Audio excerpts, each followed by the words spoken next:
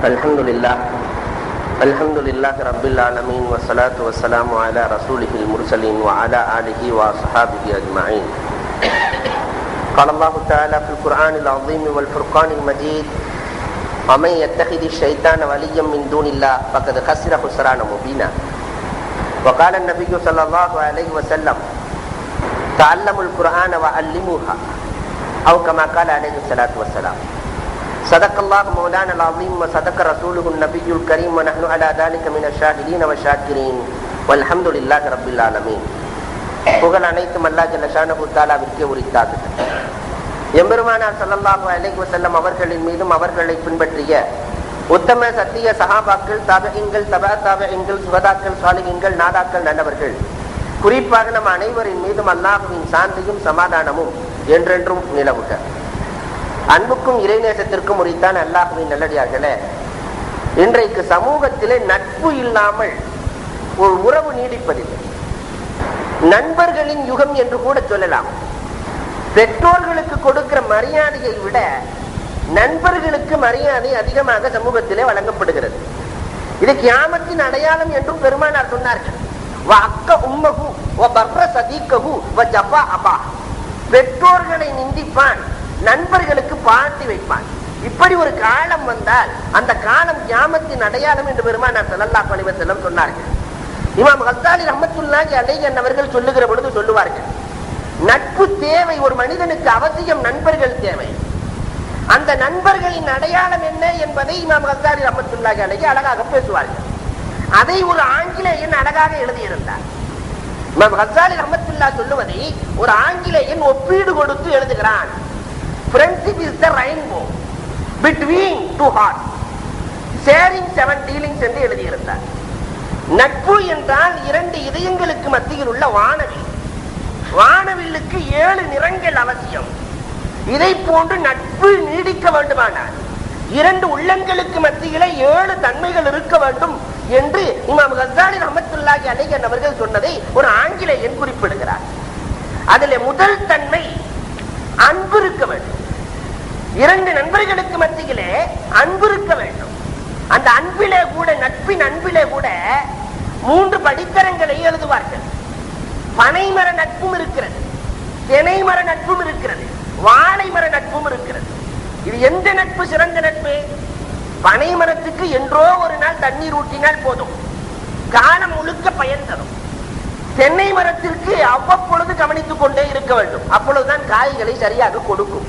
வாழை மரம் அப்படி அல்ல, எப்பொழுதுமே கவனிக்க வேண்டும். எப்பொழுதும் கவனித்துக் கொண்டே இருந்தால் தான் அது சரியாக பலனை கொடுக்கும். நண்பர்களில் சிலர் இப்படியும் இருக்கிறார்கள். என்றோ ஒரு நாள் உபகாரம் செய்ததற்காக வேண்டி இன்றைக்கும் நட்பு கொள்ளுகிற நண்பர்கள் உண்டு.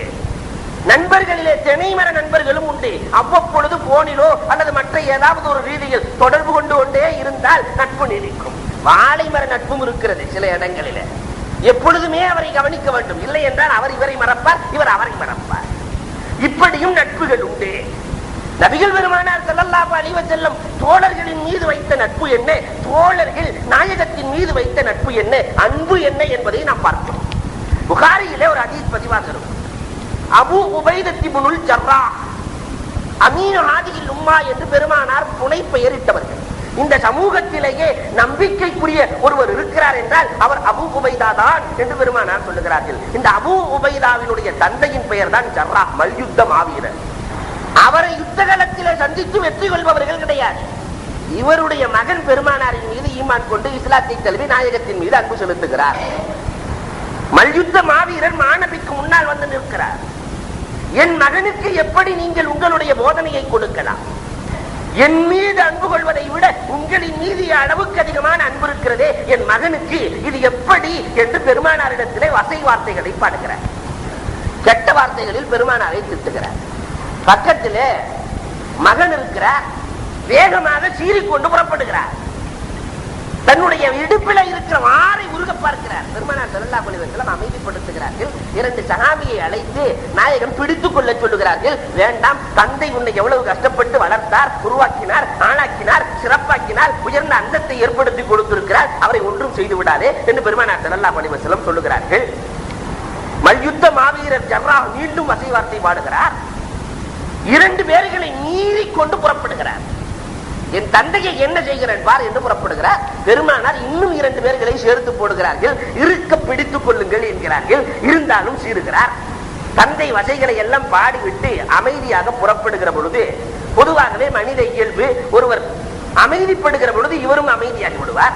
இந்த எண்ணத்திலே அந்த 4 நபித்தோழர்களும் தன்னுடைய கையின் இறுக்கத்தை லேசாக விடுகிற பொழுது சீறிக்கொண்டு சென்றார். தந்தையின் தலையை எடுத்து பெருமானாருக்கு முன்னால் வந்து போடுகிறார்.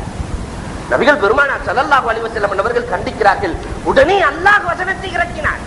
தரிசமை அல்லாஹ்விலே அல்லாஹ் ரசூலுக்காக, அவர்களின் மீது கொண்ட அன்புக்காக பெற்றோரை இழந்து நிற்கிறார். இவரை விட உயர்ந்த ஈமான்தாரி யார் இருக்க முடியும் என்று அல்லாஹ் கேட்கிறார். அப்ப நாயகத்தின் மீது வைத்திருந்த அன்பு எவ்வளவு, பெருமானார் இவர்களின் மீது வைத்திருந்த அன்பு எவ்வளவு. ஒருத்தருக்கு 2 நேரத்துல யாரையுமே நினைக்க மாட்டான். பொதுவாகவே கடுமையான கஷ்டம் வந்துச்சுன்னா இவனை தவிர வேற யாரையும் நினைக்க மாட்டான். மனைவி, மக்கள், சொத்து, சுகம் எதுக்குமே நினைவுக்கு வராது. கடினமான கஷ்டம் வந்து விட்டது, என்ன 2 மணி நேரத்துல நீ மூத்தா போயிருவேன்னு ஒருத்தட்ட போய் சொல்லிட்டா அவ என்ன நினைப்பான்? தன்னையை தவிர வேற எதையும் நினைக்க மாட்டான். ஆக சந்தோஷத்தில் இருக்கிறான். திடீர்னு ஒருத்தன் கையில ஒரு 10 கோடி ரூபாய் கையில கொடுத்து நீ என்ன செய்ய போகிறாய் என்றால் அவனுக்கு அந்த பணமும் அவனுமாகத்தான் இருப்பானே தவிர மற்ற எல்லா நினைப்புகளும் ஓடிவிடும். 2 நிலையிலே ஒரு மனிதன் யாரும் யாரையும் நினைக்க மாட்டார்கள். ஆனால் நபிகள் கோமான் ஸல்லல்லாஹு அலைஹி வஸல்லம் 2 நிலையிலேயுமே உம்மத்தை தான் நினைத்தார்கள். கடினமான கஷ்டம், மௌத்து வரப்போகிறது. ரஃபீக்குல் அலா, உயர்ந்த மலக்குகள் நாயகத்திடத்திலே வந்து கேட்கிறார்கள், நாயகமே உங்களின் ரூஹை வாங்குவதற்கு அனுமதி கொடுக்கிறீர்களா என்று கேட்கிற பொழுது அந்த நேரத்திலும் பெருமானார் ஸல்லல்லாஹு அலைஹி வஸல்லம் யா உம்மத்தி யா உம்மத்தி யா உம்மத்தி யா அல்லாஹ், இந்த உம்மத்துக்கு எல்லா கஷ்டம், எவ்வளவு கஷ்டத்தை கொடுப்பாயோ அத்தனையும் எனக்கு கொடுத்து விடு, என் உம்மத்திற்கு கஷ்டம் இருக்க கூடாது என்று நினைத்தவர்கள் நபிகள் கோமான் பெருமானார் ஸல்லல்லாஹு அலைஹி வஸல்லம். ரொம்ப சந்தோஷமான வேலை, அல்லாஹுவை காணும் வேலை. உலகத்துல யாருக்குமே அல்லாஹ்வை காணுகிற வாய்ப்பை அல்லாஹ் கொடுக்கவில்லை, நாயகத்தை தவிர யாருக்கும் கொடுக்கல அல்லாஹ். இந்த நேரத்தில் நாம அல்லாஹ்வை பார்க்கறதா இருந்தா எவ்வளவு கஷ்டப்படும் தெரியுங்களா? இந்த உலகத்துல பார்க்க முடியாது, கபருக்குள்ளே போக வேண்டும். கபரிலே பல 100 ஆண்டுகள் அல்ல, பல 1000 ஆண்டுகள், கியாமத் நாள் வர வரைக்கும் அங்கதான் இருக்க போறோம். அதற்கு பிறகு சூர் ஊதப்படும். ஒரு சூருக்கும் இன்னொரு சூருக்கும் இடையிலே 40 ஆண்டுகள் இருக்கும். இது போல 3 சூர்கள் ஊதப்படும். அதற்கு பிறகு மஹ்ஷர் மைதானம், அதிலே பல ஆண்டுகள், பல 1000 ஆண்டுகள் தங்க வேண்டியிருக்கும். அதற்கு பிறகு ஆமால் நாமா கொடுக்கப்படும். அதற்கு பிறகு சிராத்துல் முஸ்தகீம் பாலங்கள் இருக்கும், மீதான் திராசுகள் இருக்கும். இதற்கு பிறகு சொர்க்கம் இருக்கும். சொர்க்கத்திலே எல்லா நியமத்துக்களையும் அனுபவிக்க வேண்டும். உலகத்துல எல்லா நியமத்துக்களையும் ஒரு மனிதன் அனுபவிக்கிறதுக்கு எத்தனை ஆண்டுகள் தேவைப்படும்? எல்லா நியமத்துக்களையுமே அனுபவிக்க வேண்டும் சொர்க்கத்துல. இப்ப எத்தனை கோடி ஆண்டுகள்? இதற்கெல்லாம் பிறகு உலமாக்களிடத்தில் வந்து சொர்க்கவாசிகள் கேட்பார்கள், வேற ஏதாவது நியமத்து இருக்கிறதா என்று. அப்பொழுது சொல்லப்படும் அல்லாஹுவை காணுகிற நியமத்து இருக்கிறது, இதுதான் உயர்ந்த நியமத்து என்று. அல்லாஹுவை பார்ப்பதற்கு பல கோடி ஆண்டுகள் நமக்கு தேவை. அந்த நியமத்தை அல்லாஹ் ஜல்ல ஷானஹு தஆலா பெருமானாருக்கு உலகத்திலேயே கொடுக்கிறார். உலகத்திலேயே கொடுக்கிறான். பெருமானார் ஸல்லல்லாஹு அலைஹி வஸல்லம் அல்லாஹ்வை பார்க்கிற பொழுது அல்லாஹ் கேட்ட வார்த்தை இதுதான், முகம்மதே பூமியிலிருந்து வந்திருக்கிறீர், எனக்கு என்ன கொண்டு வந்தீர் என்று அல்லாஹ் கேட்கிறார். அரசனை பார்க்க போகும்போது தொஃபா கொடுக்க வேண்டும் அல்லவா, என்ன கொண்டு வந்தீர் என்று அல்லாஹ் கேட்கிற பொழுது நபிகள் கோமான் பெருமானார் ஸல்லல்லாஹு அலைஹி வஸல்லம் சொன்னார்கள், யா அல்லாஹ் உன்னிடத்தில் இல்லாததை நான் கொண்டு வந்திருக்கிறேன் என்றார்கள். யார்கிட்ட எது இல்லையோ அதைத்தானே கொடுக்கணும். உன்னிடத்தில் இல்லாததை நான் கொண்டு வந்திருக்கிறேன். அல்லாஹ் சொன்னா என்னிடத்தில் இல்லாதது என்ன இருக்கிறது? யா அல்லாஹ் உன்னிடத்தில் அடிமைத்தனம் கிடையாது. நீ என்ன அடிமையா? நான் அடிமைத்தனத்தை கொண்டு வந்திருக்கிறேன். என் பொருளாலான வணக்கங்கள், என்னுடைய உடலாலான வணக்கங்கள், உடல் முழுக்க உனக்கு இறைவா, என் பொருள் முழுக்க உனக்கு இறைவா, என் உள்ளம் முழுக்க உனக்கு இறைவா, அடிமைத்தனத்தை கொண்டு வந்திருக்கிறேன். பணிவு ஒரு சரித்திரத்திலேயே கிடையாது. அல்லாஹ் எங்கேயாவது பணிஞ்சு போயிருக்கானே? அந்த பணிவை நான் கொண்டு வந்திருக்கிறேன். ஃபக்ர், வறுமையை நான் கொண்டு வந்திருக்கிறேன். அல்லாஹ் சொல்லுவான், அன்துமுல் ஃபுக்கரா, நீங்க எல்லாம் ஏழைகள். எவ்வளவுதான் கோடீஸ்வரனா இருந்தாலும், பில் கேட்ஸா இருந்தாலும் அல்லாஹ்வை கவனிச்சவன் பிச்சைக்காரன் தான். அல்லாஹ் சொன்னார்கள், யாரெல்லாம் உன்னிடத்திலே நான் வறுமையை கொண்டு வந்திருக்கிறேன், நான் கொண்டு வந்திருக்கிறேங்கிறாங்க. அல்லாஹ் ஜல்ல ஷானஹு தஆலா என்னிடத்துல இந்த 3ஐயும் கொண்டு வந்தாய், நான் ஏற்றுக்கொள்கிறேன். நீ உலகத்திற்கு செல்ல போகிறாய், அங்கே கிடைக்காத 3 உனக்கு நான் கொடுத்து அனுப்புகிறேன், உம்மத்துக்கு கொடு என்றான் அல்லாஹ். கிடைக்காத 3 உனக்கு கொடுக்கிறேங்கிறான். அஸ்ஸலாமு அலைக்க அய்யுஹன் நபி வ ரஹ்மத்துல்லாஹி வ பரக்காத். உலகத்துல சலாம் நான் கொடுக்கிறதா கிடைக்காது. எந்த கடையில போய் சலாம் கொடுங்கன்னா கிடைக்காது. சலாமத், ரஹ்மத், பரக்கத். ரஹ்மத் இல்லாமல் ஒரு மனிதன் வாழ முடியாது, சொர்க்கம் செல்ல முடியாது. அந்த ரஹ்மத்தை நான் கொடுக்கிறேன், உம்மத்துக்கு கொடுங்கள். பரக்கத், பரக்கத்துனா நிறைய பேருக்கு அர்த்தமே தெரியாது. நம்ம இல்ல 2 நாளாகிறது அபிவிருத்தி என்று சொல்லுவார்கள். பரக்கத்திற்கு தமிழிலே அர்த்தமே கிடையாது. அபிவிருத்தி என்றால் 2 நாளாகும், 4 8 ஆகும், 8 16 ஆகும், 16 100 ஆகலாம். இதுதான் அபிவிருத்தி. ஆனால் 4 நாளாகவே இருக்க வேண்டும், 400 வேலையை செய்ய வேண்டும். அதான் 4 பேர் உள்ள 4 பேருக்குள்ள உணவு இருக்கிறது. ஒரு நபித்தோட நாயகத்தை கூப்பிடுகிறார், பசியோடு இருக்கிறார்கள் பெருமானார். அந்த போர்க்களத்துல நாயகமே நீங்க வாங்கன்னு சொன்ன பெருமானார் 400 பேர்த்த கூப்பிடுறாங்க, வாங்க நம்மள விருந்து கொடுத்துருக்காங்க. அவர் பதறி போய் மனைவி இடத்துல ஓடுகிறார். 4 பேர்த்துக்கு சமைச்சு வச்சா நாயகன் 400 கூட்டிட்டு வர்றாங்களே. பதறி போனார். மனைவி சொன்னார்கள், கவலைப்படாதீர்கள், நாயகம் அழைத்து வந்தால் அதில் அர்த்தம் இருக்கும். 4 பேர்த்தின் உணவை 400 பேர்கள் சாப்பிட்டார்கள். 4 பேர்த்தின் உணவு அப்படியே இருந்தது, 4 4ஆக இருந்தது. 400 பேர்த்தின் பசியை நீக்கியது. இதுதான் பரக்கத். இந்த பரக்கத்தை அல்லாஹ் பெருமானாருக்கு கொடுத்து அனுப்புகிறான். சலாமத், ரஹ்மத், பரக்கத் பெருமானாருக்கு கொடுக்கும் போது அந்த அல்லாஹ்வை சந்திக்கிற வேலையில பெருமானார் கேட்டாங்க, யா அல்லாஹ் எனக்கு கொடுத்துட்ட, என் உம்மத்துக்கு என்னன்னு கேட்டாங்க. யா அல்லாஹ் எனக்கு கொடுத்தாய், சரி என் உம்மத்திற்கு. உலகத்தில் அரசியல் தலைவர்களே எடுத்துக்கிட்டோம் சொன்னா, உயர்ந்தவரை பார்க்கும் போது தன்னை தவிர வேற யாரையாவது நினைச்சிருக்காங்களா? என் சமூக மக்களுக்கு என்ன? பெருமானார் ஸல்லல்லாஹு அலைஹி வஸல்லம் கேட்டார்கள். அப்பொழுதுதான் அல்லாஹ் சொல்லுவான், உன் சமூக மக்களுக்கும் சலாம் உண்டு, ரஹ்மத் உண்டு, பரக்கத் உண்டு என்று சொல்லுகிறான். 2 நிலையிலும் உம்மத்தை நினைத்தார்கள், தோழர்களை நினைத்தார்கள். இதுதான் அன்பு. எல்லா நிலைகளிலும் நினைக்க வேண்டும். ஒரு நண்பர் இன்னொரு நண்பரை நினைப்பது, இதற்கு பேர் தான் நட்பு. தல்ஹத் இப்னு பர்ரா ரலியல்லாஹு தஆலாவினுடைய வரலாறுகள் நமக்கு சான்று. திருமதியில் இடம்பெற்றிருக்கிற ஹதீஸ். பெருமானார் தல்ஹாவை பார்க்க போகிறார்கள். தல்ஹத் இப்னு பர்ரா ரலியல்லாஹு தஆலா வஃபாத் ஆகிற சூழல். இன்று இரவு வஃபாத் ஆகி விடுவார்கள் என்று பெருமானாரை சொல்லிவிட்டு சொன்னார்கள். இவர் எந்த நேரத்தில் வஃபாத் ஆனாலும் எனக்கு செய்தி கொடுக்கணும்னு தாங்க பெருமானார். தல்ஹா தெளிவு பெறவில்லை, அந்த நேரத்தில் தூங்கி கொண்டிருக்கிறார். பெருமானார் சென்றதற்கு பிறகு தல்ஹா ரலியல்லாஹு தஆலா விழித்து பார்க்கிறார்கள்.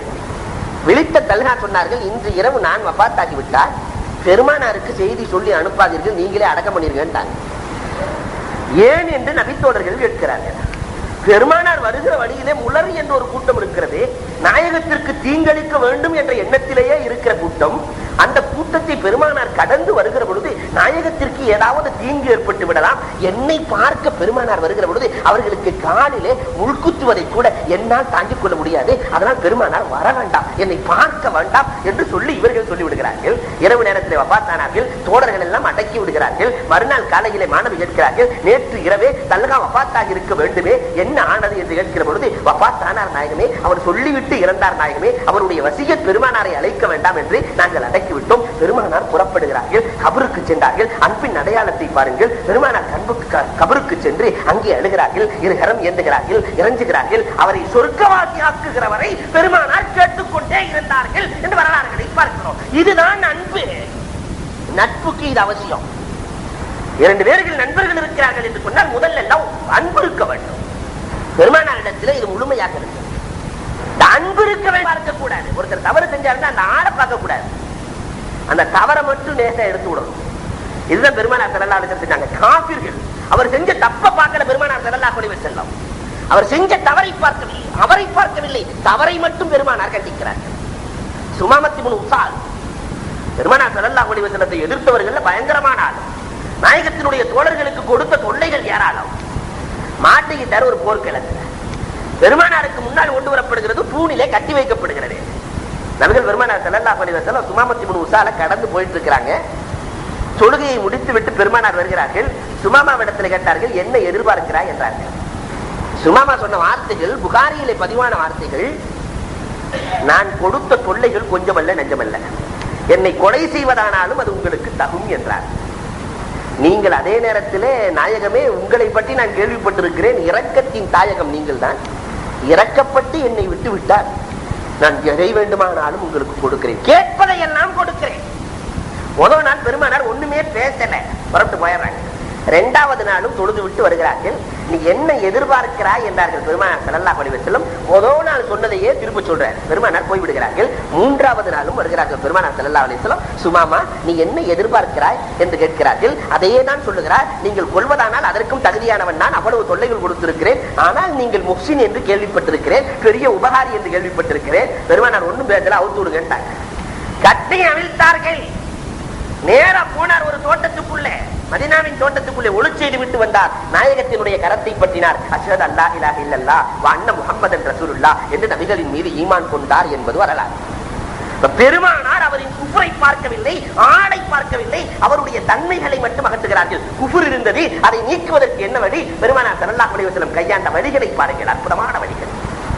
என்ன தெளிவாக இதற்கு உதாரணம் வேண்டுமானால் நபி இப்ராஹிம் அலைஹிஸ்ஸலாத்தினுடைய வரலாறுகளை பார்க்கலாம். மழை காலம், கடுமையான மழை. ஒரு குடுகுடு கிழவன், 75-80 வயசு கிழவன் போயிட்டு இருக்கிறார். இப்ராஹிம் அலைஹிஸ்ஸலாம் அழைத்தார்கள் அந்த கிழவனை. வாருங்கள், உங்களுக்கு நான் உணவு தருகிறேன் என்று அழைக்கிறார்கள். அழைத்து உணவெல்லாம் ஏற்பாடு செய்யப்பட்டு அமர்ந்து சாப்பிடுகிற பொழுது பிஸ்மில்லா சொல்லி சாப்பிடணும்னு சொல்றாங்க இப்ராஹிம் அலைஹிஸ்ஸலாம். அதெல்லாம் சொல்ல முடியாது. 80 வருஷத்துல நான் ஒரு தடவை கூட பிஸ்மில்லா சொன்னதில்லை. இப்ப என்ன புதுசா? நானா உன்னிடத்துல உணவு கேட்டேன், நீயே வம்பாக அழைத்து வந்து எனக்கு முன்னால் உணவை வைத்து பிஸ்மில்லா சொல்லித்தான் உண்ண வேண்டும் என்று சர்த்து போடுகிறாயே, உண்ண முடியாது என்று எழுந்து புறப்படுகிறார். பிஸ்மில்லா சொல்லவில்லை என்றால் உனக்கு உணவு கிடையாது என்று வீட்டை விட்டு திரட்டுகிறார்கள். சென்றதற்கு பிறகு அல்லாஹ் வகி இறக்கினான். 75 வருஷம் என் பேரை சொல்லாதவனுக்கு நான் ஒரு நேரம் கூட பட்டினி போடல. என் பேரை சொல்லாதவனுக்கு ஒரு நேரம் கூட நான் உணவு கொடுக்காமல் இருந்ததில்லை. உணவு கொடுத்துக் கொண்டே இருக்கிறேன். அப்படி இருக்க வீட்டுக்குள்ளே அழைத்து வந்து குஃப்ரை காரணமாக வைத்துக் கொண்டு அவன் காபிர் என்று விரட்டி விட்டாய். இது எப்படி தகும் என்கிறான் அல்லாஹ். அதற்கு பிறகு ஓடி போய் வீட்டுக்கு வாங்க, வர முடியாது. கடைசியில தூக்கி கொண்டு இப்ராஹிம் அலைஹிஸ்ஸலாம் வந்தார்கள். அல்லாஹ்விடத்திலே மாட்டிக்கொண்டோமே, அல்லாஹ் என்னை விடமாட்டானே என்று தூக்கி வந்து வம்பாக விருந்து கொடுத்து அனுப்பிய வரலாறுகள் உண்டு. அல்லாஹ் காபிர் என்று பார்க்க சொல்லவில்லை, அவனுடைய குஃப்ரை நீக்குவதற்கு என்ன வழி என்று பார்க்க சொல்லுகிறார். அன்பு மலர வேண்டுமானால் இன்றைக்கு தாய் மகன் எவ்வளவுதான் தப்பு செஞ்சாலும் அவனை மகன்கிற கோணத்துல பார்த்து அந்த தப்பை மட்டும் நீக்கிறதுக்கு தான் முயற்சி செய்வா. இதுதான் நட்பின் அடையாளம். ஒரு நண்பன் தவறு செய்து விட்டால் அவனை ஒதுக்கிடக்கூடாது. தவறு செய்து விட்டானே, இனிமேல் என் முகத்துல முடிக்காதடா என்று அவனுக்கு தண்டனை கொடுத்து விடக்கூடாது. அந்த தவறை தடுப்பதற்கு என்ன வழி என்பதை பார்க்க வேண்டும். இது அன்பு வளருவதற்கான அடையாளம். இரண்டாவது ஷேர், துன்பத்திலே பங்கு வேண்டும். ஒரு நண்பர் இன்னொரு நண்பர் இடத்துல நடக்கிற போல துன்பத்திலே பங்கு வேண்டும். பெருமானார் ஸல்லல்லாஹு அலைஹி வஸல்லத்தினுடைய வரலாறுகளை எல்லாம் பார்த்தா நபித்தோழர்களுடைய துன்பத்திலே இவர்கள் பங்கு கொண்டார். எல்லாரும் அறிந்த வரலாறு தானே. அந்த போர்க்களத்தின் பொழுது எல்லாரும் நாயகத்தில் வந்து நாயகமே பசிக்கிறது என்று முறையிடுகிறார்களே, பசிக்கிறது என்று முறையிடுகிற பொழுது பெருமானார் ஒன்றும் பேசவில்லை, தன் துணியை மேலே தூக்கி காட்டினார்கள். எல்லோருக்கும் ஒரு கல் என்றால் நாயகத்திற்கு 2 கற்கள் இருந்தது என்ற வரலாறுகளை பார்க்கிறோம். எல்லோருக்கும் அடிமைகளை கொடுத்து மற்றவர்களுக்கெல்லாம் வசதி செய்து கொடுத்த நாயகம் அவர்களின் வீட்டிலே ஃபாத்திமா ரலியல்லாஹு தஆலா கடும் கஷ்டப்பட்டுக் கொண்டிருக்கிற பொழுது தயங்கி தயங்கி தந்தையிடத்திலே வந்து ஏதாவது பணியாளர்கள் கிடைக்குமா என்கிற பொழுது பெருமானார் சொன்ன வார்த்தை, அம்மா உனக்கு பணியாளர் தேவையில்லை, சுப்ஹானல்லாஹ் 33 தடவை சொல்லிக்கோ, அல்ஹம்துலில்லாஹ் 33 தடவை சொல்லிக்கொள், அல்லாஹ் அக்பர் 33 தடவை சொல்லிக்கொள், லா இலாஹ இல்லல்லாஹ் சொல்லிக்கொள். இதற்கு பெயரே தஸ்பீஹே ஃபாத்திமா. இதை தானே பெருமானார் ஸல்லல்லாஹு அலைஹி வஸல்லம் சொல்லிக் கொடுத்தார்கள். தன்னுடைய மகளுக்கு கொடுக்கவில்லையே. துன்பத்திலே மற்றவர்கள் துன்பப்படுகிற பொழுது நாயகம் மட்டும் இன்பமாக இருந்த வரலாறே கிடையாது. எங்காவது காட்ட முடியுமா? நபித்தோழர்கள் துன்பப்படுகிறார்கள், நாயகம் மட்டும் உல்லாசமாக இன்பமாக இருந்தார். இன்றைய தலைவர்களின் வரலாற்றை ஒப்பிட்டு நாயகத்தின் வரலாற்றை சொல்ல முடியுமா? ஒரு வரலாறை கூட பார்க்க முடியும். துன்பத்திலே பெருமானார் ஸல்லல்லாஹு அலைஹி வஸல்லம் பங்கு கொடுக்கிறார். அந்த துன்பத்தையும் துடைத்த வரலாறுகள் ஏராளம் உண்டு. பெருமானார் ஸல்லல்லாஹு அலைஹி வஸல்லத்துல ஒரு சஹாபி வர்றார். போர்க்களத்துல, பத்ர் போர்க்களத்துல காதை எடுத்துட்டு வந்தார். ஹபீப் இப்னு ஸய்யாப் ரலியல்லாஹு தஆலா ஹயாத்து ஸஹாபாவினுடைய வரலாறுகளை பார்க்கலாம். நாயகத்துல காது எடுத்துட்டு வந்து கொடுத்து, நாயகமே என் காது போயிடுச்சு நாயகமே, அந்த காதை நீங்கள் தான் சரி பண்ணி கொடுக்க வேண்டும் நாயகமே. இல்லை என்றால் என்னுடைய வீட்டுக்கு சென்றால் என்னுடைய மனைவி நல்லா காது இருக்கும் போதே அவ போடுற போடு தாங்க முடியல நாயகமே. என் காது போய்விட்டால் அவரிடத்திலே வாழவே முடியாது நாயகமே. நான் வாழ்க்கைக்கு ஒரு வழி செய்து கொடுங்கள். பெருமானார் ஸல்லல்லாஹு அலைஹி வஸல்லம் உடைஞ்ச பார்ட்ஸ் எடுத்து சரி செய்வதை போன்று காதை வைத்து தன்னுடைய உமிழ்நீரை எடுத்து தடவி காதை சரி செய்து கொடுக்கிறார்கள். அவர்கள் எழுதுவார்கள், அதற்கு பிறகு முதலிலே காது கேட்டதை விட அதிகமாக காது கேட்டதாக எழுதுவார்கள். பெருமானார் ஸல்லல்லாஹு அலைஹி வஸல்லம் துன்பங்களை துடைத்த முறைகள் ஏராளம்.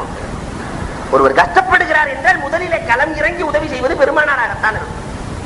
குப்பை தன்னுடைய மேனியிலே போட்ட பெண்மணிக்கு உடல்நிலை சரியில்லை என்று முதலிலே சென்று விசாரித்த பெருமை பெருமானார் ஸல்லல்லாஹு அலைஹி வஸல்லத்தை சார்ந்தது என்ற வரலாறு நமக்கு தெரியும். அப்ப துன்பத்திலே பங்கு கொள்ள வேண்டும் நட்பு என்று சொன்னார். இன்பத்துல மட்டும் பங்கு கொண்டுட்டு அவருக்கு கஷ்டம் சொன்னாங்க ஓடி போறவன் நண்பன் அல்ல. துன்பத்திலே பங்கு இருக்க வேண்டும்.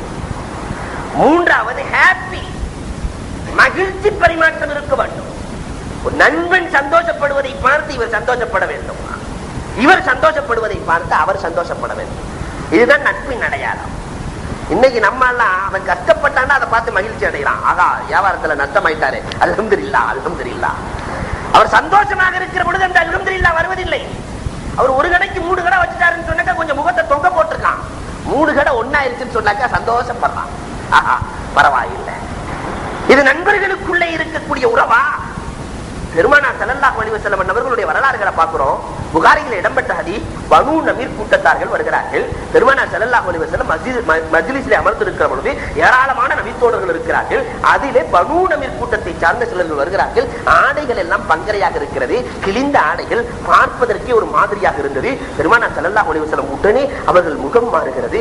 சொன்னார்கள், நம்முடைய தோழர்களில் சிலர்கள் கஷ்டப்பட்டுக் கொண்டிருக்கிறார்கள், நீங்கள் என்ன செய்ய போகிறீர்கள் என்றார்கள். பெருமானார் ஸல்லல்லாஹு அலைஹி வஸல்லம் தானும் இருந்ததை கொடுத்தார்கள். நபித்தோழர்கள் எல்லாம் ஆடைகளாக, உணவுகளாக, வாகனங்களாக கொண்டு வந்து குவித்து விட்டார்கள். பள்ளியிலிருந்து வெளியே சென்று பார்த்தால் ஒரு சில மணி நேரங்களிலேயே கோதுமை குவியல், இந்த பக்கம் பார்த்தாக்க தம்ரு பேரிச்சம்பள குவியல், வாகனங்கள் எல்லாம் வரிசையாக இருக்கிறது. ஆடைகள் வேறு. பெருமானார் ஸல்லல்லாஹு அலைஹி வஸல்லத்தினுடைய முகத்தை பார்க்கிற பொழுது சஹாபாக்கள் சொல்லுகிறார்கள், கத்தஹபில்லுஹு, உலாம்பூசப்பட்ட தங்கத்தை போன்றிருந்ததே. அவர்களை மகிழ்ச்சியில் ஆக்கியதற்கு பிறகு பெருமானாரின் முகம் உலாம்பூசப்பட்டதை போன்றிருந்தது என்று எழுதுவார்கள். அவர்கள் சந்தோஷப்படுவதை பார்த்து ஆனந்தப்படுவார்கள். நாயகம் ஸல்லல்லாஹு அலைஹி வஸல்லம், இதுதான் நாயகத்தின் நிலை. ஆனா இன்னைக்கு நம்முடைய நிலை என்ன? நட்புக்குண்டான அடுத்த இலக்கணம் ட்ரூத், உண்மை இருக்க வேண்டும். உண்மை இருக்க வேண்டும். நண்பன் தன்னுடைய நண்பனிடத்துல எதையுமே மறைக்க கூடாது. அல்லாஹ் தஆலா எதையுமே மறைக்க கூடாதுங்கிறதுக்காக தான் நாராஜ். நம்முடைய நண்பன் சதீக், ஒரு சதீக் இன்னொரு சதீக்கு மறைக்க கூடாது. அல்லாஹ் தஆலா பெருமானாருக்கு மறைக்கவில்லை, இந்த சாதிக்கு அந்த சாதிக்கு அனைத்தையும் காட்டினார். இதை போன்றுதான் ஒரு நண்பன் உண்மையான நண்பனாக இருக்க வேண்டும். இவருக்கு அவர் உண்மை, அவருக்கு இவர் உண்மையாக இருக்க வேண்டும். இன்றைக்கு நம்ம சமுதாயத்துல பொய் இல்லாம வாழ்க்கையே இல்லை என்ற நிலை. காலையிலிருந்து மாலை வரைக்கும் நான் ஒரு பொய் கூட சொன்னதே கிடையாது என்று சொல்லக்கூடிய ஒரு மனிதனை பார்க்க முடியுமா? நான் காலையிலிருந்து மாலை வரை இன்னைக்கு நான் பொய்யே சொல்லலைங்க என்று சொல்லக்கூடிய யாராவது இருக்கிறார்கள் என்றால் மிகவும் குறைவு. அதுக்கு செல்போன் வந்ததற்கு பிறகு இந்த பொய்யினுடைய எண்ணிக்கை கூடியதை தவிர குறைந்ததாக இல்லை. செல்போனை எடுக்கிறது இல்லை. என்னன்னு கேட்டா, நான் வந்து சைலண்ட்ல வச்சுட்டு மறந்துட்டேன். இப்படி ஒரு பொய். பொய்யில வகை வகையாக பொய்களை இவன் உருவாக்க இருக்கிறான் சமூகத்தில். ஆனால் பெருமானார் ஸல்லல்லாஹு அலைஹி வஸல்லத்திடத்தில் உண்மையை தவிர வேறு எதுவும் பெருமானாரின் வாழ்க்கையில் நடக்கவில்லை. புகாரியினுடைய 2ஆம் பாகத்தில் முதல் ஹதீஸ்ல ஒரு வரலாறு. நாயகத்தினுடைய உண்மையை பற்றி நபித்தோழர்கள் மட்டுமல்ல, காபிர்களும் உணர்ந்து வைத்திருந்தார். சஅத் ரலியல்லாஹு தஆலா மதீனாவுக்கு சென்றதற்கு பிறகு எப்பொழுது மக்கா வந்தாலும் உமையாவினுடைய வீட்டிலே தங்குவார்கள். எப்பொழுது மக்கா வந்தாலும் உமையா வீட்டில தான் தங்குவாங்க. ஒரு தடவை சஅத் ரலியல்லாஹு தஆலா மக்காவிலே வந்து உமையாவின் வீட்டிலே தங்கி இருக்கிற பொழுது தவாப் செய்து விட்டு வரலாம் என்று உமையாவும் சஅதும் செல்லுகிறார்கள். செல்லுகிற வழியில மூதேவி அபூஜஹில் வந்துடுறான். வந்த உடனே உமையாவை பார்த்து கேட்கிறான், எதற்கு சாதி அழைத்து செல்லுகிறாய்? அவர் தவாப் செய்ய வேண்டும் என்று சொன்னார், அதனால் நான் அழைத்து செல்லுகிறேன் என்கிற பொழுது, அவர் முஸ்லிம் ஆகிவிட்டார், அவருக்கெல்லாம் தவாப் செய்கிற அனுமதி கிடையாது என்று தலைவர் சொல்லுகிறார். அபூஜஹில் சொல்லுகிறான். அபூஜஹிலுக்கு வக்கிலத்து வாங்கி உமையாவும் சொல்லுவான், என் தலைவர் சொல்லிவிட்டால் தவாப் எல்லாம் செய்ய முடியாது. சாதுக்கும் அபூஜஹிலுக்கும் வாக்குவார்த்தை முத்துகிறது. அப்பொழுது சஅத் ரலியல்லாஹுவை பார்த்து உமையா, நண்பர் உமையா சொன்ன வார்த்தைகள், என் தலைவரை நீ எதிர்த்து பேசுகிறாயா, உன் தலையை எடுத்து விடுவேன்.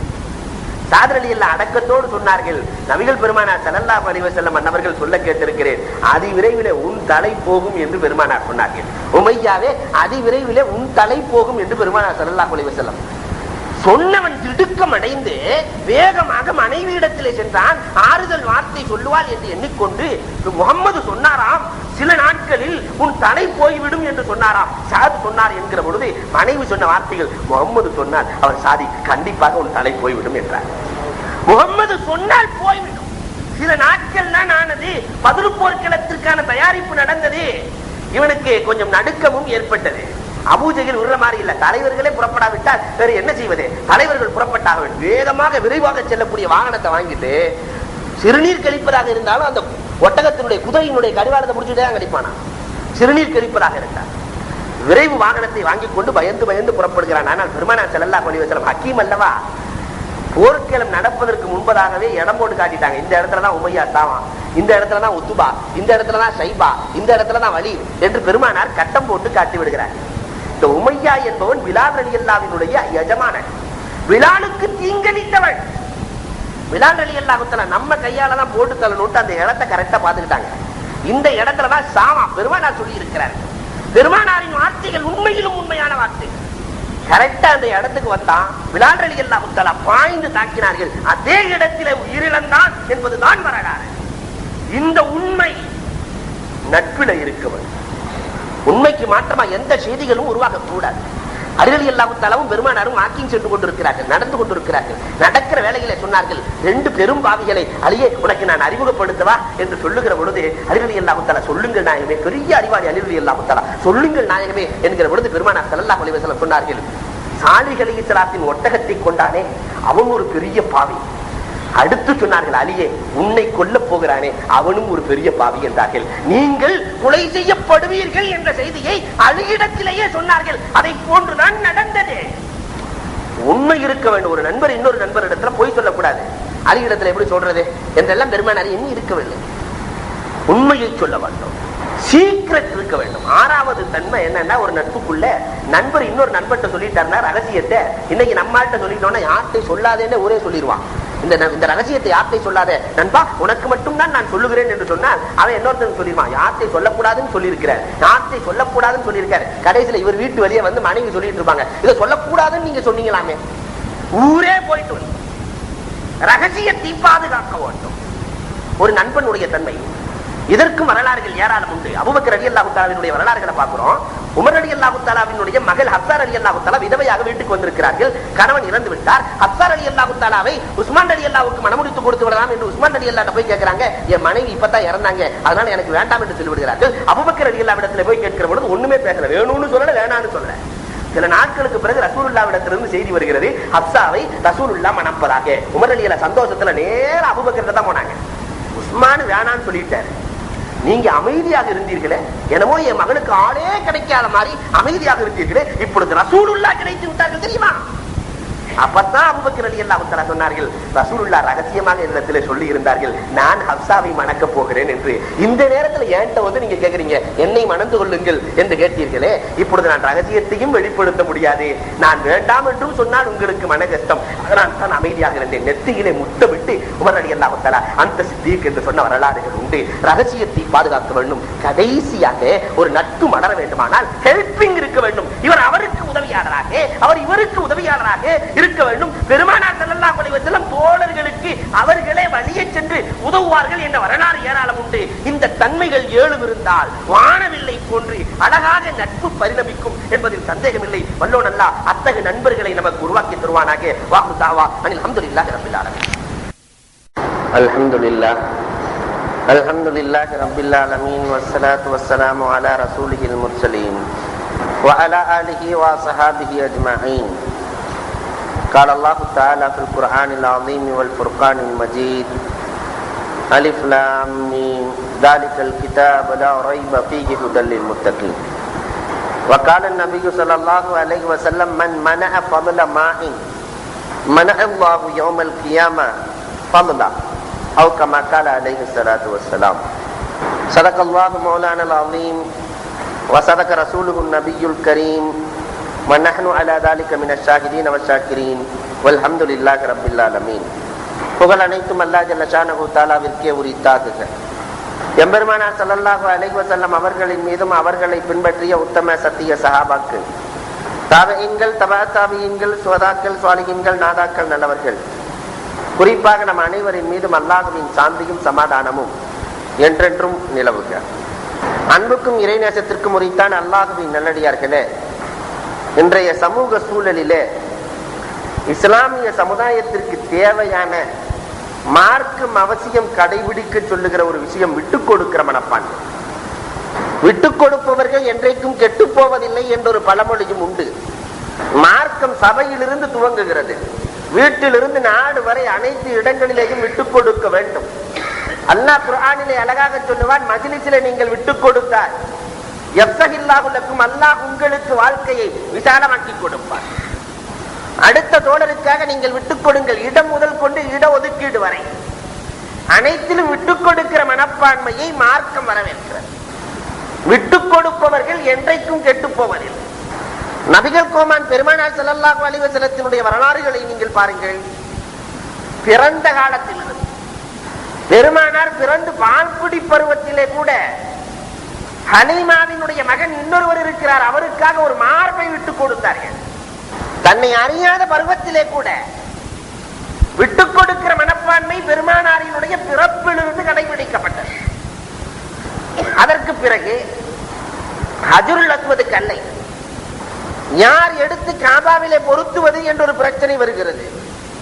எல்லா குலத்தவர்களும் நாங்கள் தான் என்று போட்டி போடுகிற பொழுது, நாளை காலை யார் அதிகாலையிலே வருகிறாரோ, முதலிலே உள்ளே நுழைகிறாரோ, அவர் தான் காபாவிலே கல்லை பொருத்துவதற்கு பொருத்தமானவர் என்று ஒரு பெரியவர் தீர்ப்பு கொடுக்க, மறுநாள் மாணவி உள்ளே நுழைகிறார்கள். அந்த கல்லுக்கு உரிமையானவர்கள் பெருமானார் மட்டும், அவர்கள் மட்டும் எடுத்து பொருத்த வேண்டிய அந்த சூழலில் பெருமானார் ஆடையை விரித்து, சால்வையை விரித்து, அனைவரும் ஒன்று சேருங்கள், உயர்த்தி பிடிக்கலாம் என்று பெருமானார் ஸல்லல்லாஹு அலைஹி வஸல்லம் தன்னுடைய பொறுப்பிலும் கூட விட்டுக் கொடுத்து சமுதாயத்தை இழுத்து பிடிக்கிறார். பெருமானாரினுடைய காலம் முழுக்க நீங்கள் ஆய்வு செய்யலாம். ஹுதைபியா உடன்படிக்கை எல்லோரும் சீறி பாய்கிற பொழுது, நாங்கள் போர் செய்ய தயாராக இருக்கிறோம் நாயகனே, வந்தவர்கள் காபாவிலே நுழைந்து நாங்கள் உம்ரா செய்யாமல் திரும்ப மாட்டோம் என்று பெருமானாரிடத்தில் சஹாபாக்கள் எல்லாம் தங்களுடைய குரல்களை எழுப்பி பேசுகிற பொழுது, பெருமானார் ஸல்லல்லாஹு அலைஹி வஸல்லம் அவர்கள் அங்கே விட்டுக் கொடுத்து விட்டு தானே திரும்பினார்கள். இந்த வருடம் தேவையில்லை, எல்லோரும் புறப்படுங்கள், அல்லாஹ் பதகை கொடுப்பான். 2 ஆண்டுகளில் மக்கா வெற்றியானது. அதற்கு பிறகு முஸ்லிம்களே நுழைய முடியாது, இருக்க முடியாது என்ற சூழலை அல்லாஹ் ஏற்படுத்தி விட்டானே. மக்காவின் வெற்றி பழி வாங்க முடியும் பெருமானாரால். பெரும் பெரும் தலைவர்கள் மாட்டினார்கள், இஸ்லாத்திற்கு துரோகம் செய்த துரோகிகள் மாட்டினார்கள். பெருமானார் பழி வாங்க முடியும். ஆனால் யூசுப் அலைஹிஸ்ஸலாம் என்ன வேலையை செய்தார்களோ அதைத்தானே பெருமானார் செய்தார்கள். புகாரியிலே இடம்பெறும் இந்த ஹதீஸ். யூசுப் அலைஹிஸ்ஸலாம் 12 தோழர்கள் செய்த துரோகம் என்ன? கொலை செய்ய முயற்சிக்கிறார்கள். 12 பேர்களையும் மன்னிக்கவில்லையா? லா தஸ்ரீப அலைக்குமுல் யௌம். இன்றைய தினம் பழி வாங்குகிற தினம் அல்ல, உங்களை விட்டு வைக்கிற தினம். விட்டுக் கொடுக்கிற மனப்பான்மை அவர்களிடத்தில் இருந்தது. ஃபத்ஹ் மக்காவிலேயும் பெருமானார் ஸல்லல்லாஹு அலைஹி வஸல்லம் அதைத்தான் செய்து காட்டுகிறார்கள்.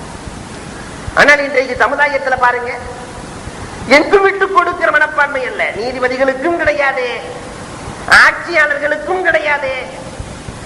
எல்லோரும் தாங்கள் சொல்வதுதான் சரி. ஒரு ஹதீஸிலே பெருமானார் ஸல்லல்லாஹு அலைஹி வஸல்லம் அவர்களை பார்த்து நபித்தோழர்கள் தண்ணீரினுடைய விஷயமாக பேசிக் கொண்டிருக்கிறார்கள்.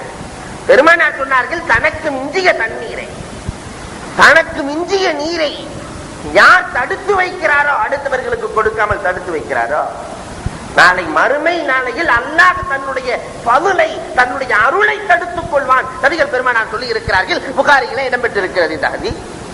ஜுபைர் ரலியல்லாஹு தஆலாவினுடைய வரலாறு. பெருமானார் ஸல்லல்லாஹு அலைஹி வஸல்லம் அவர்களிடத்தில் ஒரு அன்சாரி தோழர் முறையிடுகிறார்.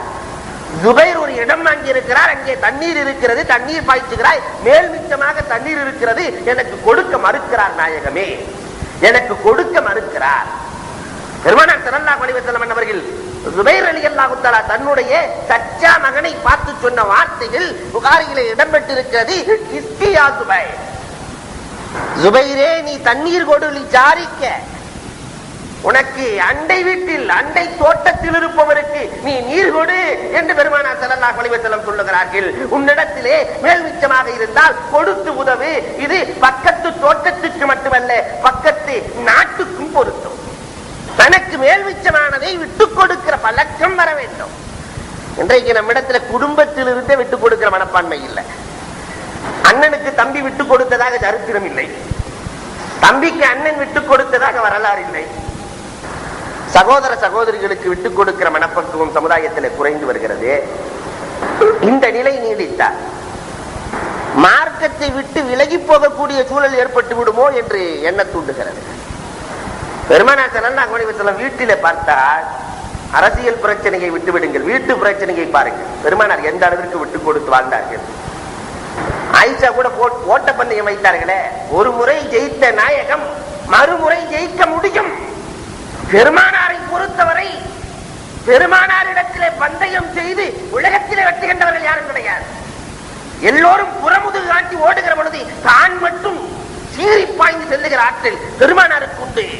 ஆனால் நபியுல்லா கதி ஆனா இப்னு அப்துல் முத்தலிப் புனைன் போர்க்களத்திலே சீறி பாயவில்லையா நாயகம்? அந்த நாயகம் ஆயிஷாவிடத்தில் தோற்க வேண்டுமா? விட்டுக் கொடுக்கிறார்கள். குடும்பத்தில் இப்படித்தான் நடக்க வேண்டும். நான் மகளூபாக இருப்பதை பிரியப்படுகிறேன். கணவன் மனைவி சண்டை வந்து கணவனை விட மனைவி நிகழ்ச்சி கணவனுக்கு மேல பேசணும், இதை நான் விரும்புகிறேன். என்னை நான் விட்டுக் கொடுக்க விரும்புகிறேன் மனைவிமார்களிடத்துல. இன்னைக்கு அந்த நிலை இருக்கிறதா? நான் சொன்னதை நீ கேட்கணும். ஆண் ஆதிக்கத்தின் போக்கு எந்த அளவிற்கு போயிருக்கிறது? விட்டுக் கொடுக்கிறோமா? சகோதரர்களுக்கு விட்டுக் கொடுத்திருக்கிறோமா? மஸ்ஜிது நபவி அதனுடைய ஆரம்ப அஸ்திவாரம் யார்? 2 எத்தீம்கள். 2 எத்தீம்கள் சாத் சயீத் என்று சொல்லுவார்கள். அண்ணே தம்பிட்டு சொல்றாரு, நான் பெருமானாருக்காக இதை விட்டுக் கொடுக்கலாம் என்று நினைக்கிறேன். இன்னைக்கு அண்ணன் தம்பி 2 பேர் இதே மாதிரி இருந்து ஒரு பள்ளிவாசல் கட்ட வேண்டும். அண்ணன்காரன் சொல்லுகிறார், நான் பள்ளிக்காக விட்டுக் கொடுக்கலாம் என்று நினைக்கிறேன், நீ என்ன நினைக்கிறாய்? உன் பாகத்தை வேண்டுமானால் விட்டுக் கொடு, என் பாகத்தை கொடுக்க முடியாது என்று சொல்லுகிற காலம் தான் இந்த காலம். ஆனால் அவர் சொன்னார், நானும் இதைத்தான் நினைத்தேன். அண்ணன் தம்பி பேசிக் கொள்கிறார்கள், நானும் இதைத்தான் நினைத்தேன். அண்ணனிடத்தில் எப்படி பேசுவது என்று தெரியாத காரணத்தினால் நான் தயங்கினேன். நீங்களே கேட்டுவிட்டீர்கள், 2 பேரும் செல்லலாம், கண்மணி இடத்திலே கொடுக்கலாம், மஸ்ஜிது நபவி உருவாக்கட்டும். பெருமானார் இடத்திலே சென்று சொல்லுகிற பொழுது 2 பேரும் போய் எங்க இடத்தை கொடுக்கிறோம் என்கிற பொழுது பெருமானார் ஸல்லல்லாஹு அலைஹி வஸல்லம் எத்தீம்கள், ஆனா காஃபிருல் யத்தீம், உலகத்தில் இருக்கிற அத்தனை எத்தீம்களுக்கும் நான் தான் பொறுப்பு என்று சொன்ன நாயகம் அவர்களை விட்டு விடுவார்களா? பணத்தை கொடுத்து வாங்குகிறார்கள். வேண்டாம் நாயகமே, இல்லை இல்லை, உங்களுடைய ஹக்கை நான் அளிக்க விரும்பவில்லை. பெருமானார் ஸல்லல்லாஹு அலைஹி வஸல்லம் நடந்து கொண்ட முறை எப்படி? இன்னைக்கு அண்ணன் தம்பி எந்த அளவுல இருக்கிறோம் என்பதை எண்ணி பார்க்க வேண்டும். அண்ணன் தம்பி 4 பேர் இருந்தா 4 பேருமே பேசுறது இல்லை. சுக துக்க நிகழ்வுகள், தாய் இறந்து போய் கிடக்கிறார், 3 அண்ணன் தம்பிகள், இவர் ஒரு பக்கம் திரும்பி இருக்கிறார், அவர் ஒரு பக்கம் திரும்பி இருக்கிறார், இவர் ஒரு பக்கம் திரும்பி இருக்கிறார்.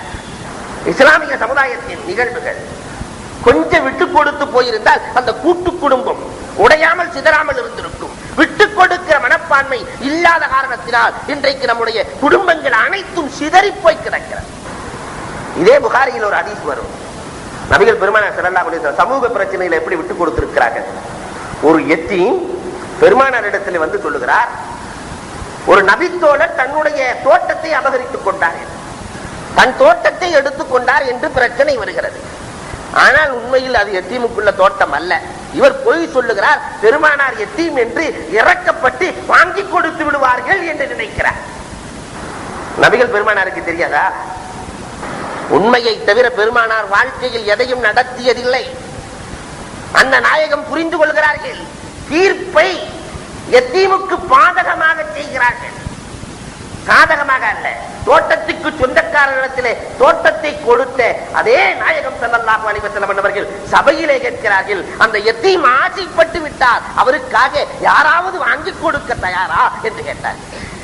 பெருமானார் ஸல்லல்லாஹு அலைஹி வஸல்லம் இடத்திலே அபூ மஹ்தூரா பெருமானாரினுடைய தலையிலே பெருமானார் கை வைத்தார்கள். அதனால் இஸ்லாத்தை தழுவிய அபூ மஹ்தூரா என்ற சஹாபி, நாயகமே நான் தயார், என் தோட்டத்தை நான் கொடுக்கிறேன் நாயகமே, என் தோட்டத்தை விட்டு கொடுத்து அந்த எத்தீமுக்காக அதை நான் வாங்கி கொடுக்கிறேன் நாயகமே.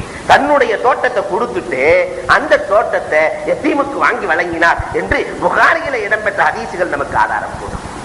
நபித்தோழர்கள் ஒருவருக்கு ஒருவர் விட்டுக் கொடுத்து வாழ்ந்தார்கள் சமூக அமைப்பில்.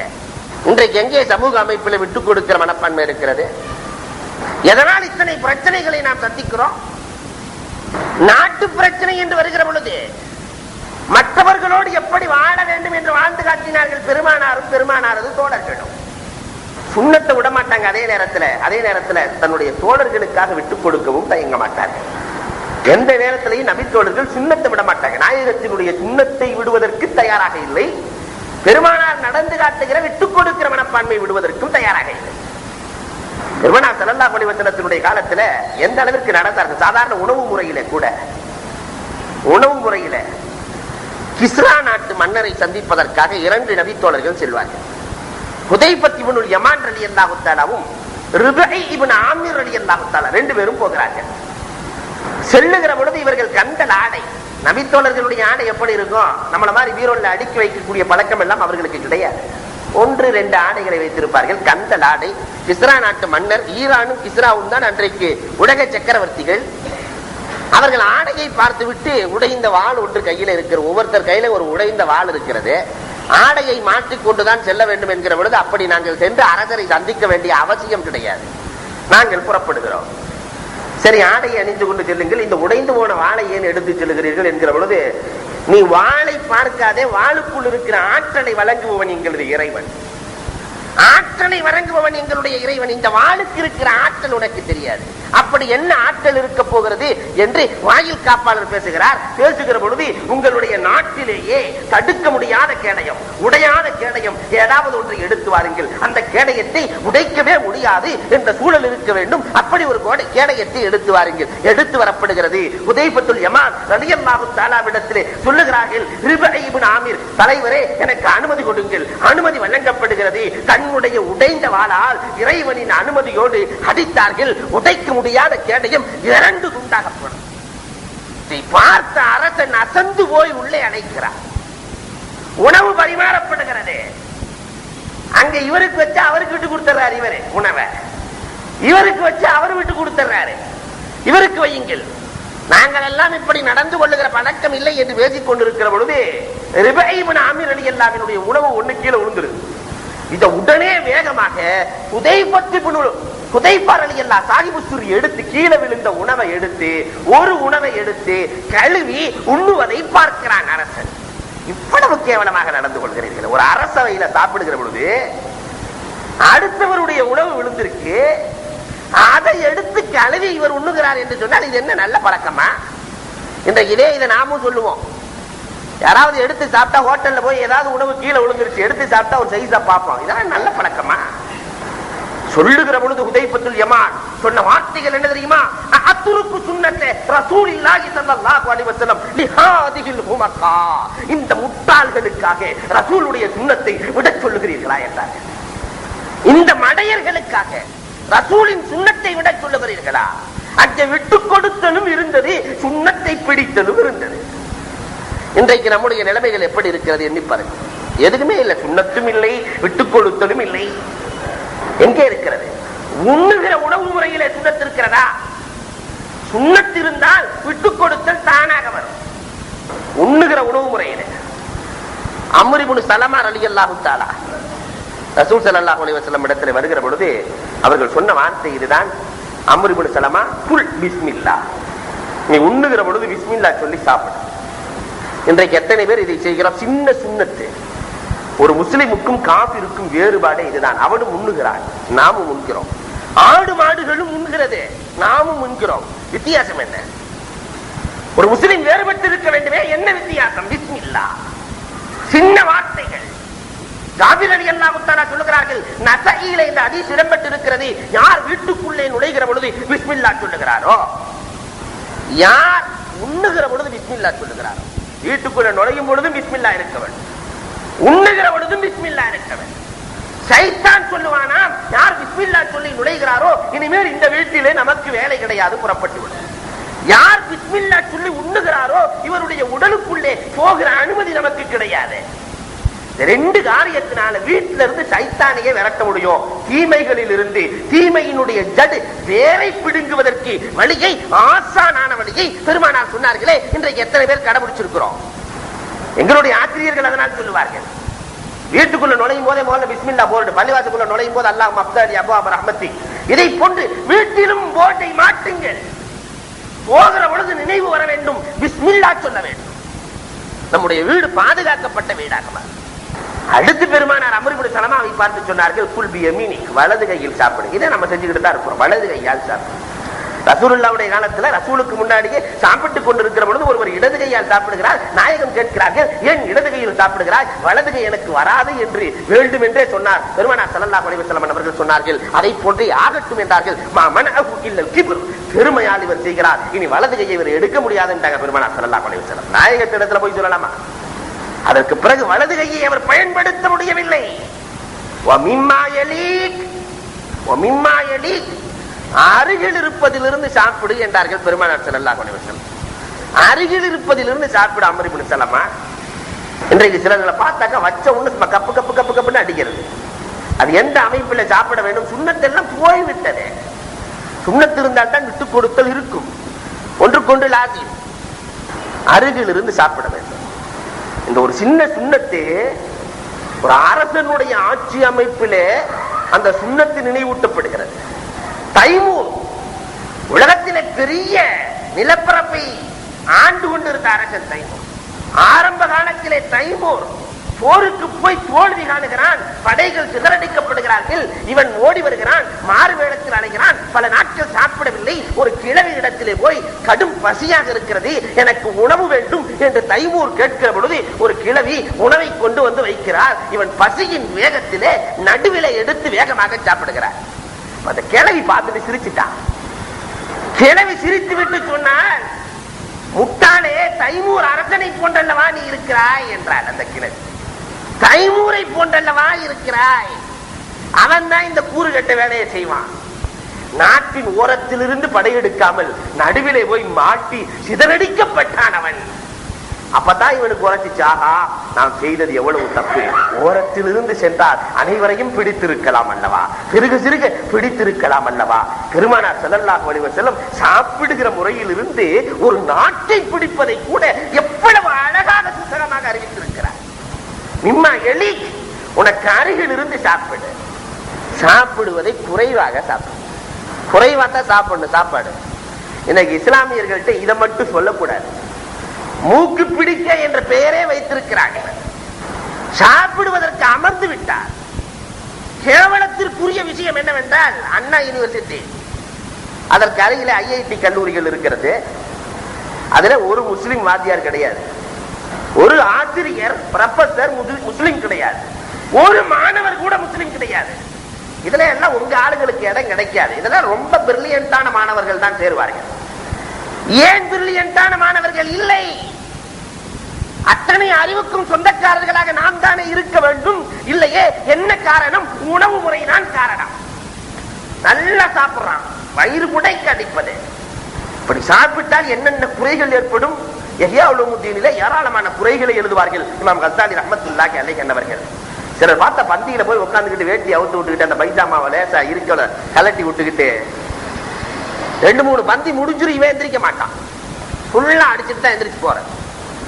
இது இஸ்லாமியர்களுடைய மரபு. அப்படியே ஒருத்தர் கம்மியா சாப்பிட்டாலும் கொஞ்சமோ கம்மியாக குறைவாக வைக்கிற பொழுது என்ன சாப்பிட தெரியாத ஆளா இருக்கிற. அல்லது சிலர் ஓம் பக்கத்துல உட்கார்ந்தா நானும் சாப்பிட முடியாது, எந்திரிச்சு போற ஆளுகள்லாம் உண்டு. கம்மியா சாப்பிடுற ஆள் பக்கத்துல உட்கார்ந்தா நாம சாப்பிட முடியாதுங்கிறதுக்காக எழுந்து போய் சாப்பாற்றாமனுக்கு அருகிலே அமர்ந்து சாப்பிடக்கூடியவர்களும் உண்டு. அதிகமாக சாப்பிடுகிற பொழுது கசாவத்துல்கள், உள்ளம் இறுகிவிடும். இமாம் கஸ்ஸாலி சொல்லுகிறார்கள், விவசாயத்திற்கு தண்ணீர் ஊட்டுகிற பொழுது அதை விட அதிகமா ஊத்துற என்ன ஆகும்? தண்ணீர் அதிகமாக ஊட்டினால் என்ன ஆகும்? செடி அழுகி போய்விடும். இதை போன்ற அதிகமாக ஒருவன் உண்ண ஆரம்பித்தால் கசாவத்துல் கல்வி ஏற்பட்டு போயிடும். இரண்டாவது, உறுப்புகள் பித்னாவிலே ஆழ்த்தப்படும். அதிகமாக உண்ணுகிற பொழுது கண் பார்க்க கூடாததை பார்க்க துடிக்கும், காது கேட்க கூடாததை கேட்க துடிக்கும், வாய் பேசக்கூடாததை பேச துடிக்கும், உறுப்புகள் கால்கள் நடக்க கூடாத இடத்திற்கு போக தூண்டும். இது உணவினுடைய மிகுதியால் ஏற்படுகிற பண்பாடு. ஒரு விபச்சாரியாக இருக்கிறான் என்று சொன்னால் அதிகமாக உண்டு கொடுத்திருப்பான். இந்த உணவு முறை அவனை தூண்டும். அதனால் உறுப்புகளிலே பித்னாவை ஏற்படுத்தும். இதுவும் பெரிய பாவம். லுக்மான் அலைஹிஸ்ஸலாம் சொன்னார்கள் அல்லவா, இமாம் கஸ்ஸாலி சொல்லுகிறார்கள், அதிகமாக உண்ணுகிற பொழுது இதா மலஅத்தில் மிஅதா நாமத்தில் ஃபிக்ரா, உடல் நிறைஞ்சிருச்சுன்னு சொன்னா சிந்தனை குறைந்து தூங்கிவிடும், சிந்திப்பதற்கான வாய்ப்புகள் கிடையாது. இபாதத்திலே குறைவு ஏற்பட்டுவிடும். நான்காவது குறை, இபாதத்திலே குறைவு ஏற்பட்டுவிடும். அதிகமா சாப்பிட்டா எங்க இபாதத் செய்ய போறாரு, தூங்கிடலாங்கன்னு தூங்கிடுவாரு. இபாதத்திலே குறைவு ஏற்படும், இபாதத்திலே சுவை இருக்காது. ரஸாலி ரஹ்மத்துல்லாஹி யஹ்யா அலைஹிஸ்ஸலாத்தினுடைய வரலாறு இங்கே பொறிக்கிறார். யஹ்யா அலைஹிஸ்ஸலாம் இப்லீஸ் இடத்திலே பேசிக் கொண்டிருக்கிறார்கள். நீண்ட உரையாடல் நடக்கும். அதுல இப்லீஸ் இடத்திலே கேட்பார்கள், எங்களை போன்ற நபிமார்களை எல்லாம் நீ எப்படி கெடுப்பாய் என்கிற பொழுது அதற்கு இப்லீஸ் சொல்லுவான், உணவின் மீது நான் ஆர்வத்தை, சுவையை ஏற்படுத்தி காட்டுவேன். உணவு சுவையால் கொஞ்சம் அதிகமா சாப்பிடுவாங்க. சாப்பிடுவதால் 2 ரக்காத்து வணக்கம் குறைந்துவிடும். இரவு நேரத்திலே 4 ரக்காத்து தொலை நினைத்தவர் 2 ரக்காத்தாக மாற்றிக்கொள்வார். இப்படித்தான் உங்களை கெடுப்பேன். யார? நபிமார்களை உங்களை கெடுப்பேன் என்று சொல்லுகிற பொழுது இனிமேல் உணவை நான் அதிகமாக உண்ண மாட்டேன் என்று சத்தியம் செய்கிறார்கள் யஹ்யா அலைஹிஸ்ஸலாத்து வஸ்ஸலாம். அதிகமாக உண்பதால் உடலுக்கும் பலகீனம் ஏற்படும், மார்க்கத்துக்கும் பலகீனம் ஏற்பட்டுவிடும். அது மட்டும் இல்லாமல் ஹலாலான உணவுகளை எல்லாம் குறைவாத்தான் கொடுக்கிறான். நல்ல வழியில ஒருத்தன் நடக்கணும்னு சொன்னாக்கா அவனுக்கு வருமானம் கம்மியா தான் நடக்கும். திடீர்னு ஒருத்தன் பார்த்தாக்கா எங்கிட்டால அடிச்சுட்டு கப்புன்னு பெருசாயிடுவான். அல் ஹலால் யாத்தீக இல்லா கூத்தா, ஹலால் குறைவாகத்தான் வரும்.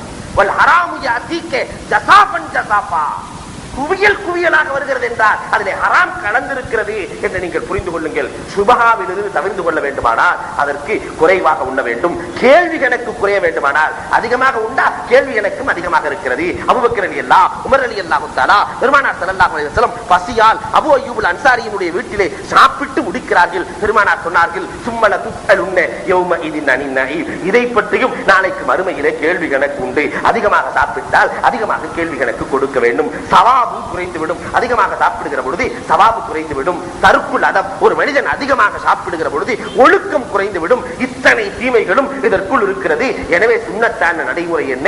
குறைவாக உண்ண வேண்டும். சுன்னத்தான நடைமுறை என்ன? விரலை சூப்பி உண்ண வேண்டும். இதெல்லாம் குறைஞ்சு போச்சு. உண்ணுகிற ஒழுக்கத்திலே இது குறைஞ்சு போச்சு. எல்லா ஸ்பூன்ல உண்ணக்கூடிய நிலைகள் ஆரம்பிச்சிருச்சு. ஸ்பூனில் உண்ணக்கூடிய நிலை, விரலை சூப்பி உண்பதால் ஹதீசுகளை பார்க்கிறோம், ராகத்தும் பரக்கத்தும் இது உண்டு. தட்டையும் விரலையும் சூப்புகிற பொழுது பரக்கத் என்பது மானசீகமானது. அல்லாஹ் அபிவிருத்தியை, நம்முடைய உணவிலே அபிவிருத்தியை வைப்பது விரலை சூப்புவதால். ராக சுகம் உண்டு, ஆரோக்கியம் உண்டு, செரிமானம் உண்டு, எல்லாம் இதில் உண்டு. ஆனா இன்னைக்கு நம்மால் அதை செய்யறதுக்கு ரொம்ப யோசிக்கிறான். இன்னைக்கு நிறைய பேர் கேட்கக்கூடிய ஒரு பிரச்சனை, டைனிங் டேபிள் உட்கார்ந்து சாப்பிடலாமா? மார்க்கம் அதை தடை செய்ய சொல்லவில்லை, மார்க்கம் தடை செய்யவில்லை. டைனிங் டேபிள்ல சாப்பிடலாம்.